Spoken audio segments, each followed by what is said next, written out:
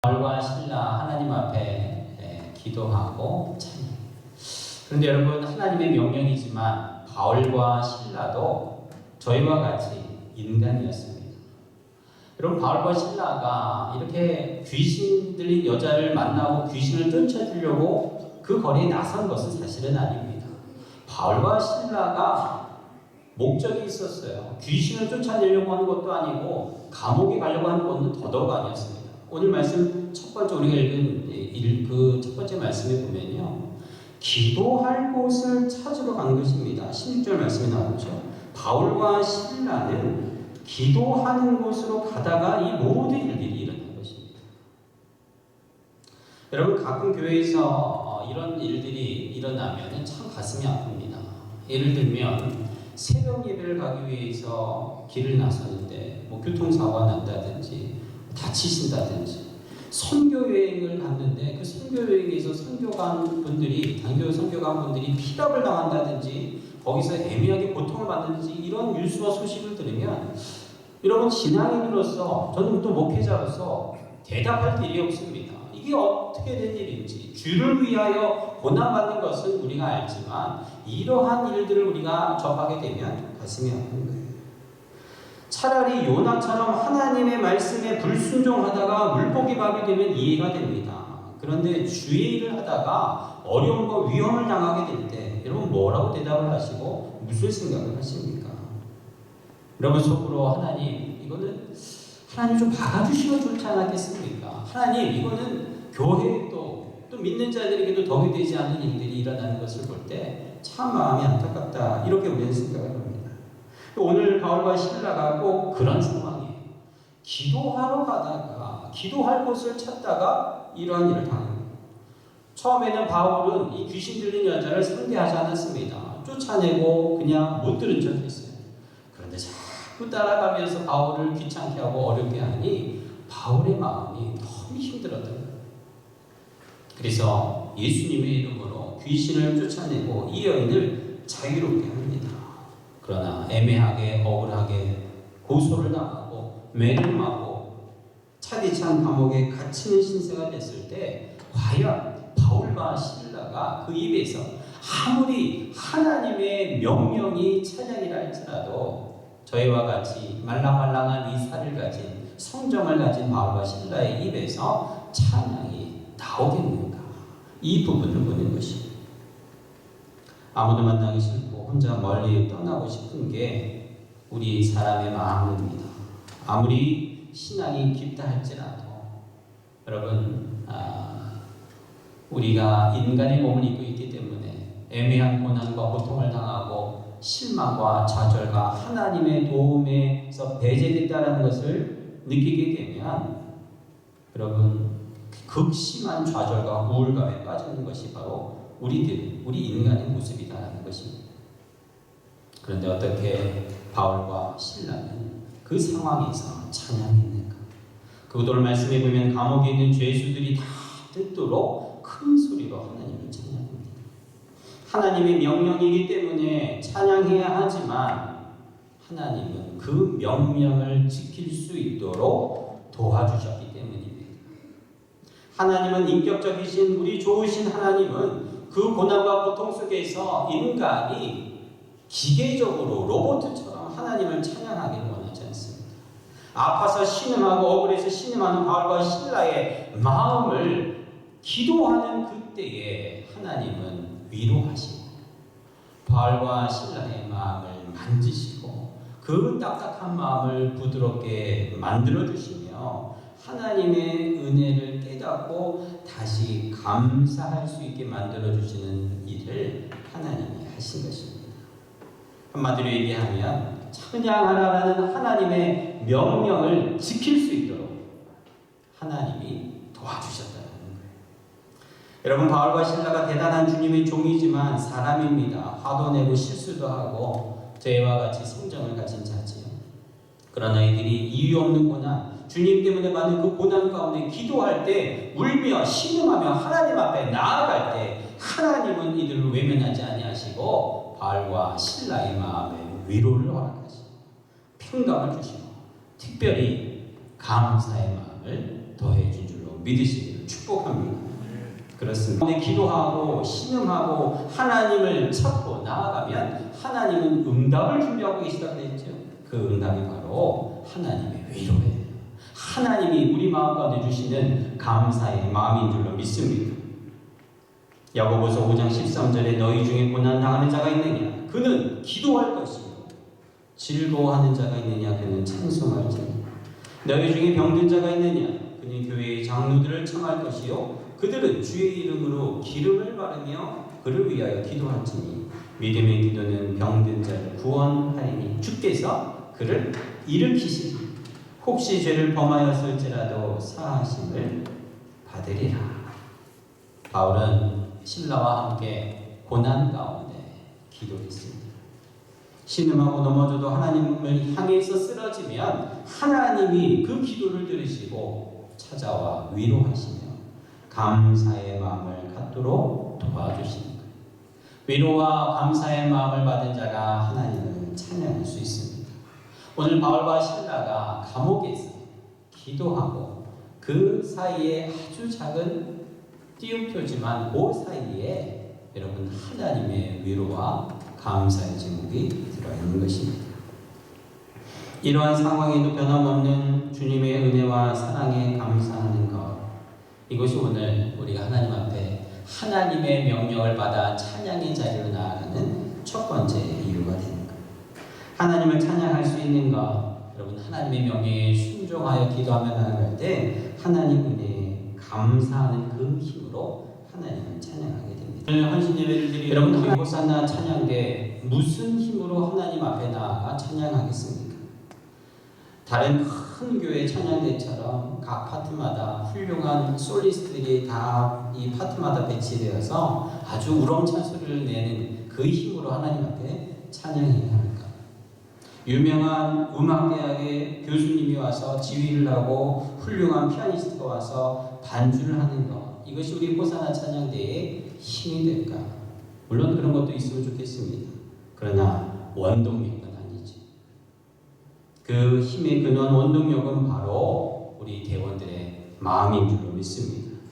하나님이 주신 은혜의 마음, 감사의 마음, 오늘 바울과 신라가 그 차디찬 감옥에 엎드려 불평과 불만으로 하나님 왜 기도하러 가는 우리들을 이 감옥으로 보냈냐고 하나님 앞에 불평과 불만했다면 절대로 찬양이 나오니 마음을 것, 절대로 하나님의 기적이 일어나니 마음을 것입니다. 하나님이 우리의 마음을, 우리 대원들의 마음을 감사와 은혜로 채워줄 때라야 우리 호산나 찬양대는 하나님 앞에 나올 수 있는 것입니다. 찬양은 억지로 하면 되죠. 여러분 노래가 억지로 되겠습니까? 절대로 되지 않아요. 하나님을 찬양하는 자들은 그래서 오늘 바울과 신라처럼 기도를 먼저 해야 해요. 기도를 먼저 해야 찬양이 나오는 것입니다. 그리고 기도할 때 하나님이 내 마음에 쓴 마음을 제하여 주시고 내가 하나님 앞에 기도할 때 내 마음에 한 주간 있었던 모든 불평과 불만거리를 다 예수님의 피로 씻고 새 마음으로 주님이 주시는 평화와 기쁨과 감사와 은혜가 채워질 때 그때 비로소 내 입을 벌려 노래하고 찬양하는 것. 이것이 바로 우리 찬양하는 자들의 힘이요 원동력이 되는 것입니다. 불평과 불만 여러분 반드시 제어해야 돼요. 기도로 제어해야 하는 것입니다. 마귀가 좋아하는 것이 바로 불평과 불만이죠. 예수님께서 길을 가다가 술집 앞에서 비틀거리며 걷고 있는 술주정뱅이를 만나고 깜짝 놀랐어요. 그래서 이렇게 묻습니다. 내가 젊은 말이었을 때 내가 너를 붙여주었는데 어찌 너는 술을 먹고 이 술주정뱅이가 되었느냐. 그러자 이 술주정뱅이가 날카롭게 예수님에게 대답합니다. 주님 제 다리를 붙여주셔서 저는 걸어 다녔지만 살 길이 막막했습니다. 두 다리가 멀쩡하니 나에게 도움을 주는 자도 없었어요. 직장을 구할 수가 없었습니다. 살 길이 막막해 홧김에 술을 계속 먹다가 이렇게 중독이 되어버렸어요. 또 길을 가다가 예수님께서 거리를 방황하는 청년을 만났습니다. 가만히 보니 어디서 많이 본 사람이에요. 그래서 묻습니다. 너는 내가 가늠하다가 현장에서 잡혀서 너를 도와주었는데 어떻게 너는 다시 이러한 일을 하고 있느냐? 그때 이 여인이 대답합니다. 네, 그때 주님이 저를 구해 주셨지. 그러나 사람들이 나를 더럽다고 만나주지도 않고 나를 상대하지 않습니다. 나를 외면합니다. 저를 사람으로 취급해 주지 않아. 저도 너무 외롭고 힘들어서 다시 이렇게 되었습니다. 또 길을 가시다가 예수님께서 그 많은 사람들을 두들겨 패고 있는 깡패를 보고 가까이 가서 묻습니다. 아니 너는 내 두 눈이 멀었을 때 내가 너를 고쳐준 사람이 아니야. 어찌 너는 새 사람이 되지 못하고 이렇게 사람을 못 살게 구는 깡패가 되었느냐. 그때 그 사람이 이렇게 대답합니다. 예수님 저를 고쳐주셨지. 그런데 보면 무엇합니까? 온 세상이 다 썩은걸요. 그래서 화가 나서 화풀이로 모든 보고 만나는 사람을 다 때리고 부수고 이렇게 살아갑니다. 저도 제 인생을 스스로 부수고 살아갑니다. 하소연하는 이야기가 있습니다. 여러분 이 이야기는요 아일랜드 출신의 오스카 와일드라는 그 유명한 작가가 쓴 단편소설 지옥의 단편이라는 작품의 줄거리입니다. 이 오스카 와일드는요 이 책을 통해서 은혜에 대한 감사가 없는 부재가 감사의 부재가 있는 거기가 바로 지옥의 출발이라는 것입니다. 감사에 대한 것이 없는 그곳이 바로 지옥의 출발이라는 겁니다. 감사의 자리에 불평과 불만이 자리 잡게 되면 그때부터 그 인생은 지옥이다라는 것이죠. 감사가 없는 곳, 감사를 잃어버리면 어두움을 맞이하는 것입니다. 인간은 누구나 다 불평과 불만하게 되어 있습니다. 연약하기 때문이죠. 깨어진 존재이기 때문에 그렇습니다. 우리가 살아가는 이 세상이 완전하지 않기 때문에 우리 교회는 더더욱 마찬가지입니다. 이 교회 안에서 우리는 실망하고 때때로 불만과 불평의 마음이 생길 때가 있습니다. 그러함에도 하나님 앞에 감사하고 은혜 가운데 나아가야 하는 것, 그리고 명령인 찬양하라는 그 자리까지 나아갈 수 있는 것, 여러분 하나님의 은혜에 감사와 기쁨과 기도의 자리로 나아가야 될 것입니다. 성경에도요 감사하는 사람들보다 불평하고 원망하는 사람이 더 많다고 했어요. 예수님께서 나온 자들 10명을 줬지만 그 중에 한 명만 예수님께 다시 돌아와 감사하고 머리를 조아리지 않았습니까? 불평이 불행 제족이라면 감사는 찬양의 제족이에요. 불평은 불행을 만들어간다면 감사야말로 기도야말로 은혜야말로 찬양을 할 수 있는 출발이 제족인 것을 깨달으시길 바랍니다. 마지막으로 찬양하는 이유, 하나님이 이제는 역사하신다는 것을 선포하는 겁니다. 우리가 하나님을 찬양하는 것, 이것은 하나님의 나라를 선포하는 것입니다.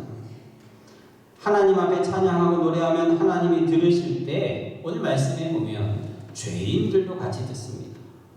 여러분 우리 호산나 찬양대가 앞에 나와 찬양할 때 하나님만 듣는 것이 아니에요. 하나님께 듣는 게 우리는 가장 큰 목적이죠. 그러나 이 찬양을 우리 성도들 함께 들어요. 여름에는 창문 여름이며 우리 밖에 있는 분들도 찬양을 듣습니다. 하나님을 찬양하는 이 자리는 하나님뿐만 아니라 우리 이웃들에게도 우리 교우들에게도 이 찬양을 듣게 하는 것입니다. 오늘 바울과 실라가 찬양할 때 하나님도 들으셨지만 그 감옥에 있는 죄인들도 들었어요. 죄인들은 뭘 들을까요? 바울과 실라의 노래가 참 목소리가 좋다, 화음이 좋다, 이걸 죄인들이 들었을까요? 아닐 거예요. 이들의 죄인들의 마음에는 이런 마음이 있었을 것입니다. 야, 너희들도 참 대단하다. 매 맞고 두드려 맞고 거의 죽을 지경이 돼서 이렇게 들어와서 감옥에 있는데 노래가 나오니? 나야 죄를 짓고 여기 들어왔지만 너는 아무 이유도 없이 들어왔는데 하나님께 감사하는 찬양하는 그 노래가 입에서 나오다니 아마 그 마음에 이들을 씁쓸하게 여기며 혀를 끌끌 차지 않았겠습니까? 그런데 그들의 마음에 하나님의 은혜가 임하게 되자 그들의 마음의 문이 열리기 시작합니다. 저들은 도대체 누구인가? 저들은 도대체 무엇이기에 저렇게 만신창이가 된 몸으로도 하나님 앞에 감사하고 찬양할 수 있을까? 아무 잘못도 없는 자들, 오히려 귀신 들린 여인을 고쳐 주어서 억울할 텐데 하나님을 원망하고 하나님 앞에 불평과 불만으로 가득 소리 질러도 부족할 판에 노래를 하고 감사를 하는 그 죄인들의 마음에 은혜의 단비가 내리기 시작하는 것이죠. 그때에 오늘 말씀에 보면 그들의 매인 것이 풀렸다. 26절 말씀에 보면요, 바울과 실라가의 손과 발에는 이 묶여있는 착고가 풀린 게 아니라 말씀에 모든 사람의 매인 것이 다 벗겨졌다고 쓰여 있습니다. 감옥 안에 있는 죄수들의 마음에 하나님의 나라가 임하게 되고 하나님의 평강이 찾아오게 되자 그들의 손과 발뿐만 아니라 억눌렸던 어그러졌던 그 죄인들의 마음과 영혼이 자유를 얻기 시작하는 것입니다. 하나님의 나라가 임하는 놀라운 역사가 임하게 됩니다. 이것이 바로 찬양하는 마지막 이유입니다. 여러분, 우리가 교회에 있어서 찬양을 하고 여러분 집에 있어서 찬송과 예배를 드리고 여러분의 있는 삶의 모든 곳에서 찬양을 부르시면 그곳이 하나님의 나라인 것을 선포하는 것입니다. 여기는 하나님이 통치하는 곳이다. 마귀와 사탄은 물러가고 오직 주님만이 다스리는 내 가정, 내 교회, 내 직장이 되는 것을 선포하는 것, 이것이 우리가 하나님을 찬양하는 마지막 이유입니다. 마귀가 되고 떠나가도록 그래서 가정 예배를 드리면서 우리는 찬양을 해요. 신방을 가도 찬송을 합니다. 예배를 드리면 찬송을 하죠. 마귀가 되고 하나님의 나라의 임재를 도저히 감당하지 못하고 도망가고 떠나가도록 하나님 앞에 찬양하는 거예요. 우리가 장차 하나님 나라 천국에 올라가도 우리는 온종일 하나님을 찬양하는 환경 가운데 있을 것입니다. 하나님의 천군 천사들이 거룩하다, 거룩하다, 거룩하다. 어제도 계셨고 오늘도 계시고 장차 계실 하나님, 영원히 있는 이 하나님의 나라를 선포하는 찬양이 가득할 것입니다. 저도 목회를 하면서 여러분 감동적일 때가 참 많이 있습니다. 예배드리면서 감동될 때, 이럴 때가 참 많아요. 분명히 이 성도님은 교회에 나와서 하나님 앞에 예배를 드리고 또 더군다나 찬양대에 서서 찬양할 수 있는 환경이 아니신 분이 있어요. 지금 나와 사람을 찬양할 때가 아니에요. 몸도 아프고 마음도 힘들고 가정도 힘들고 사업도 힘들고 도저히 하나님 앞에 노래할 환경과 삶이 아닌데 이들이 주님 앞에 나와 찬양하는 모습을 보고 그 찬양 소리를 들으면 목사인 제 마음에 얼마나 큰 감동이 되는지 모릅니다. 이것을 듣는 우리 하나님 아버지의 마음은 얼마나 더 큰 감동과 하나님 앞에 그 영광 받으시는 것이 있겠습니까? 반대로 이분은 지금 하나님 앞에 나와 매달리고 예배드리고 기도해야 하는데 하나님 앞에 못 나오는 분들이 있습니다. 이렇게 상반된 성도들을 보면서 제가 목회를 합니다. 그리고 하나님이 분명히 보여주시지요. 시냇가에 심은 나무의 인생을 살아가는 성도의 삶이었던지 그들은 하나님을 찬양하는 자들입니다. 불같은 시련을 당한다 할지라도 내가 있어야 할 자리는 찬양의 자리인 것을 믿고 비록 내 육신은 연로하고 내 목소리는 작아진다 할지라도 내가 죽는 그날까지 하나님 앞에 찬양하는 이 사명을, 이 축복을 놓치지 아니하리라 결단하고 선포하는 오늘 호산나 찬양대 대원들 모두가 되기를 주님의 이름으로 축복합니다. 사랑하는 성도 여러분, 여러분의 자리가 어디입니까? 우리 호산나 찬양대 대원들 여러분들의 자리가 어디입니까? 여러분은 하나님 나라를 선포하는 자들이에요. 여러분들은 어떤 삶의 환경이 있다 할지라도 기도함으로 그 모든 역경을 뛰어넘어 하나님이 주시는 은혜와 감사의 힘으로 찬양하는 자들입니다. 하나님이 여러분들을 귀히 여기시고 또 여러분들의 찬양을 통해서 하나님이 우리 교회를, 우리 모든 성도들의 영혼을 매일 모든 것들을 풀어주시고 자유케 하시며 하나님 앞에 구원의 역사를 더해 주실 줄로 믿습니다. 이것이 찬양의 이유입니다. 사랑하는 우리 성도 여러분, 여러분들이 있는 자리에서 기도와 찬양을 통해 하나님의 나라를 선포하고 하나님의 역사를 이루어가는 위대한 하나님의 놀라운 자녀들이 모두 되시기를 주의 이름으로 축복합니다. 기도하겠습니다.